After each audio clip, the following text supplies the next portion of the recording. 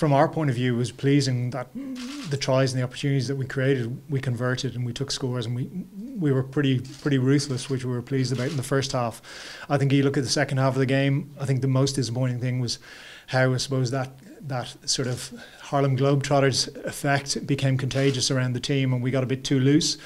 And I think looking at the review this morning, and most of the comments from all the coaches was, look, guys, we've got to stick to our systems, stick to what we do, because that's where the opportunities will present themselves. We don't need to break away from script because it's worked well in the first half. Let's continue with the same in the second half.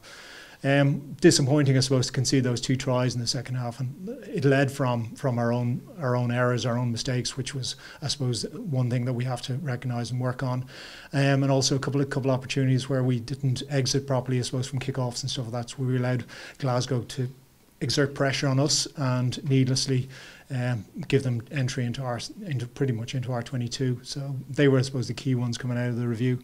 It's hard to second guess them. We don't really know what they're doing. They have a big game against Clermont in the top 14 a week after, but I think they will be pretty smarting after the result against Exeter.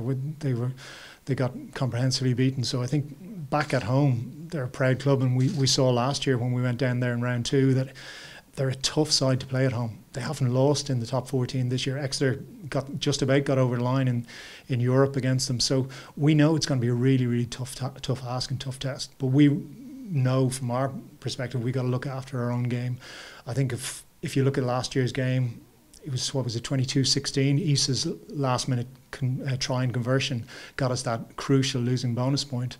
But for us, it's travelling to France. If we want to be successful in this competition, we want to go on to try and attain trophies and stuff like that. We've got to beat some of the top teams around Europe, which Montpellier is. It's a star-studded team, and we've got to be on form. We just got to keep building. You look at last year, and I think that's where we slipped up.